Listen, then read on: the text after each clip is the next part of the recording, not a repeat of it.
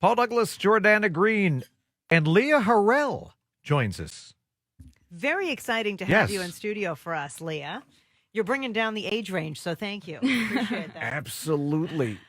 Tell us a little bit about yourself. You graduated from Hopkins, Yes. This past May. Yep. Mm-hmm. and you're going to college. Where are you going? I'm going to Claremont McKenna College in Southern California. And what do you plan to major in? They have this phenomenal major called Environment, Economics, and Politics, which pretty much wraps up everything that I'm interested in. And that's why Leah is in studio with us today, because a few days ago, our boss, Lindsay Peterson, strolled into our office and he goes, "You have to talk to Lia Harel." We're like, "Who's Lia Harel?" He says he was in town. He was at Al Gore's conference when Al was in town a few weeks ago, training people to be ambassadors in their community. And you spoke at Al Gore's climate conference. And Lindsay Peterson said she is just amazing. So, of course, we want to have you in studio to talk about how somebody like you got involved, why you're so passionate about saving the environment, and what your speech was about that got Lindsay Peterson so fired up. We're interested always in the creation story. You know, what triggered this interest, this passion, this activism? What got you started? Well, I would say it's not really this one moment that I can pinpoint down. It was more just me kind of finding myself in this community of people, of young people who are passionate about saving their future, and me being inspired by everything that they're doing and their activism, and them teaching me how much my future is at stake from the climate crisis.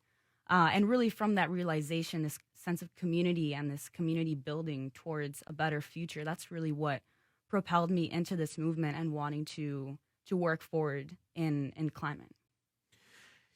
You know, what I've found in my travels, and I've been talking about this for about 20 years, 25 years, quite Before you were publicly. born. Yeah. Leah. Yeah. Yeah, mhm, a long that's time right. ago.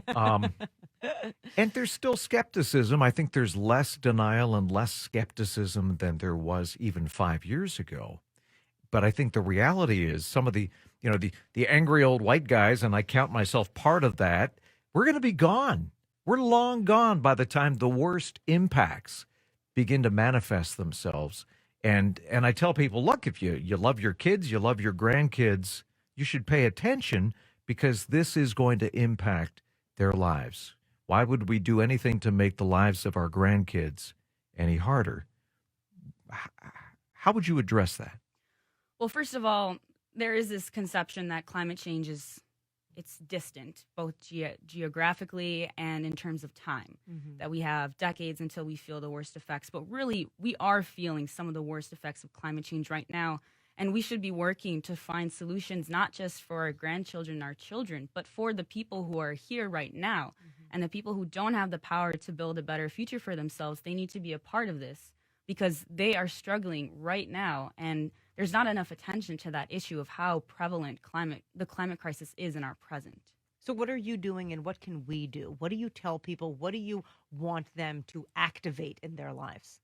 One of the most important things right now for the individual to do is to talk about it. There's this sense of taboo around climate change, that it's political, that it's controversial. And I am sick and tired of people saying that the prosperity of my future has to be a political issue. And what I really want people to do is to start talking about it, saying, what do I want my future to look like? And how am I going to use my power, my choices, my vote to make sure that we can build that type of future for ourselves? Tell us a little bit about how younger people are getting involved, getting inspired, and want action. And it's not optional. I mean, the sense that I get, first of all, I run into very few skeptics under the age of 30. Everybody's kind of on board. They don't, demonize the scientists. They accept the science and say, yeah, we have to do something. This is our future. We want to have the same kind of lives that you had, the same opportunities, the same abundance. But what do you tell people? And is this really going to be a factor even in the 2020 election? I think this is definitely a factor in the 2020 election. I think right now, youth are especially recognizing that the people who are holding office have the power to shape the future of the global society. And it is so important that in this election, the population is educated about what their vote is going to do, not just in the short term, in the next 4 years, in the next decade or so, what that vote is going to mean for the rest of our lives. And so it's so important, and youth are rallying around the power of organizing and mobilization and making sure that this is part of our debates. It's part of our discussions in businesses, in youth spaces and education. We're trying to bring that conversation to the front lines so that it's no longer a secondary consideration. You mentioned before, Leah, and we're speaking with Lia Harel. She is a student activist, just graduated from Hopkins High School. And you mentioned before that we are feeling terrible effects of climate change right now. How are you feeling them in your young life, and how do you feel you will continue to feel them, or what are you trying to stop? Well, I mean, we can point to the science. Obviously, there's lots of data out there. For one, Minnesota is one of the fastest warming states in the nation. Some of our key identifying, species are the loon, the trees. A lot of our vegetation and important aspects of the Minnesota identity is moving north due to this change in climate. And so that is one thing that really impacts people and people who are connected to the land of Minnesota. Mm-hmm. I see it more, the impact of the climate crisis, not so much in respect to the land itself. I see it more as the way that the impacts of climate change has on all aspects of our society, how it's going to impact our economies and my future for economic prosperity, our food security, mm-hmm. and my ability to get a healthy, nutritious life, our public health and my respiratory health. And, I don't want to have to worry about diseases being spread by insects. So all of these interconnected pieces are coming together to really terrify me about what my future is holding for me unless we're taking action to try and prevent that. Immigration. Yes, definitely. Right. If you're worried about immigration, you should be engaged with climate change, because people can live without a lot of things. They can't live without water and food. And if they can no longer grow crops to sustain themselves, they no longer have access to clean, reliable water. What are they going to do? They're going to pick up, they're going to move. And so we need to figure this out for a lot of good reasons. When we come back, I want you to talk about the class of zero and maybe give the short speech that you were not able to give, correct, at graduation? I was not a speaker, but there were definitely hundreds of students across the United States who were denied the ability to speak because of controversies or the school administration kind of strong arming them.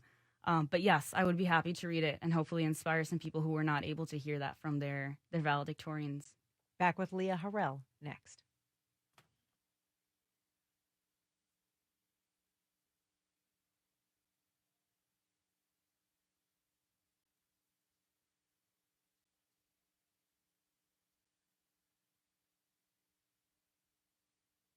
Paul and Jordana with Lia Harel, who just graduated from Hopkins, heading off to college. We're glad you're here today. She's somebody who started the Minnetonka Yep. Climate Initiative, Yes. which is great. And students from Minnetonka high schools and from Hopkins high schools came together to educate each other and their peers. And you're also a part of the class of zero. And I'd like you to expand on that. What is that? But I also hope that you can read this brief commencement speech, which many people were not able to read at their local high schools because administrators thought it was too political? Yeah, so the class of zero is this concept that students who are speaking at their commencement ceremonies are going to bring attention to not just talking about the past or hoping, our hopes and dreams in the future, but bringing attention to the present and the climate crisis that's happening right now. So the class of zero is based on the idea that we don't have time to waste. And with this, we want to spread that message across the United States and possibly even across other countries as well. And so graduation commencement speakers gave this same speech to their classes. Yeah, Mm-hmm. to their class. And I'll read it right now. Today, we celebrate our achievements from the last 4 years, but I want to focus on what we need to achieve in the next 11. That's how long climate scientists have given us 11 years to avoid catastrophic climate change. It's already damaging our homes, our health, our safety, and our happiness. We won't let it take our futures too. Our diplomas may say the class of 2019, but marked in history, we are the class of zero. Zero emissions, zero excuses, zero time to waste. Across the country, our class stands 7.5 million strong, and in unity, we're giving all 2020 political candidates a choice. Have a plan to get to zero emissions or get zero of our votes. Together, we have the power to solve the climate crisis.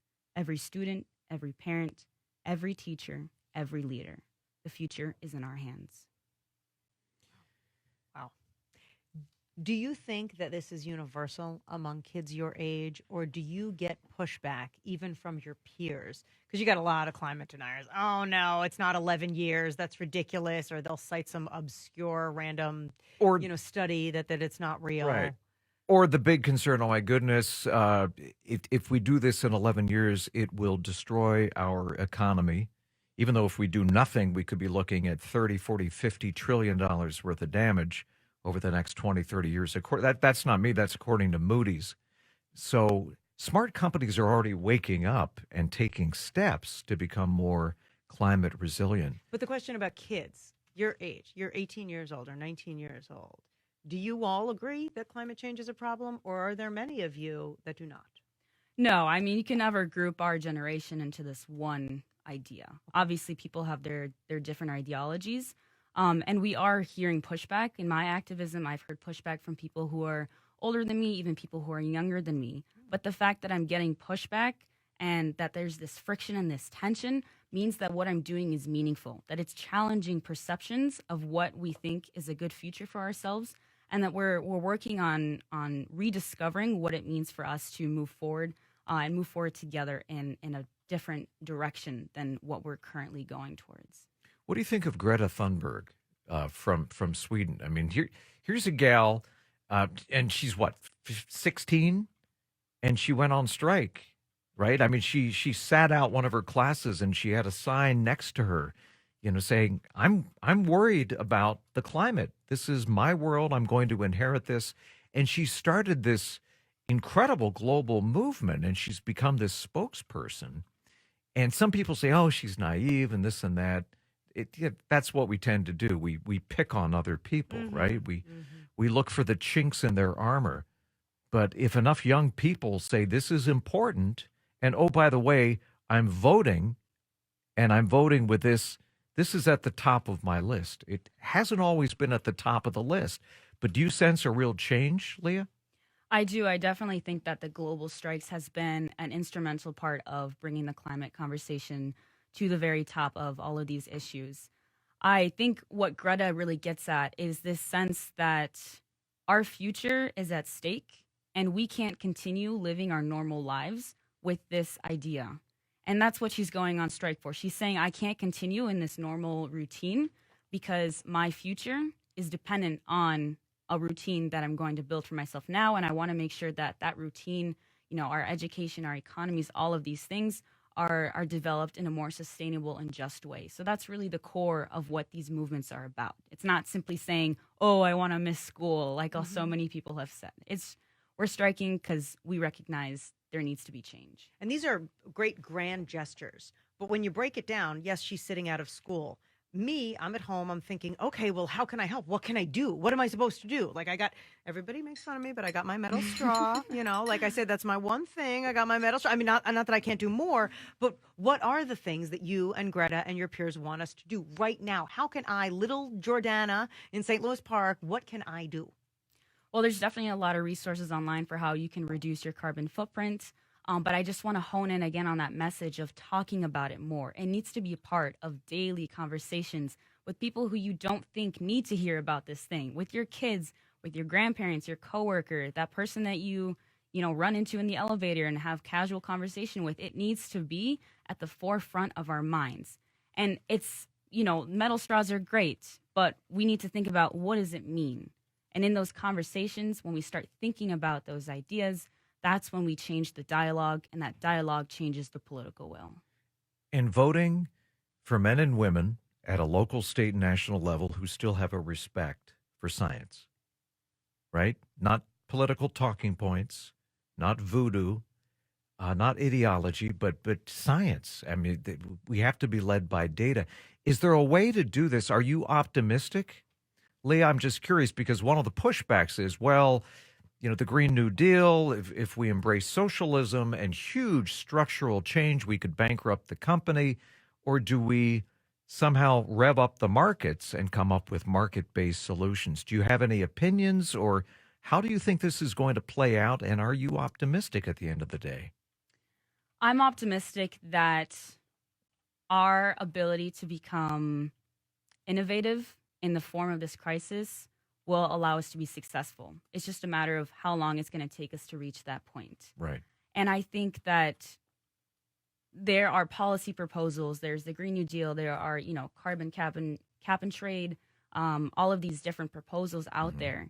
And I myself am not knowledgeable enough to know which one is the right one. But I think at the end of the day, there's no silver bullet. There's no one policy that's going to get us to the right place. It's a combination of so many different policies, both in the public and the private sector, that are together going to push forward the type of change we need.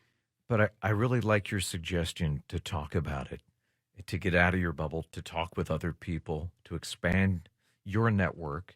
And as you said, to share it with people, even who may not want to hear it, and try to humanize it. Why should people care? Well, if you live in this town, it's going to make it harder for you to get the yields that you need from your crops every year. Or you live in this town, you're going to be flooded every 3 years, and you won't be able to afford insurance. So how do we personalize it, localize it, humanize it? You can't bash people over the head with science. People tune out. But if you explain, your grandkids' lives are going to be more challenging because of this. So I really welcome your approach and welcome your voice, and hope a few million of your fellow classmates continue to push things along. Really appreciate you coming down, Leah. Yeah, thank you for the great opportunity to talk Lia with you all. Harel, class of 0. Well done. Thank you. Thank you, Leah. When we get back, why stay-at-home moms are wanted in strip clubs. Yep, that's next. Oh.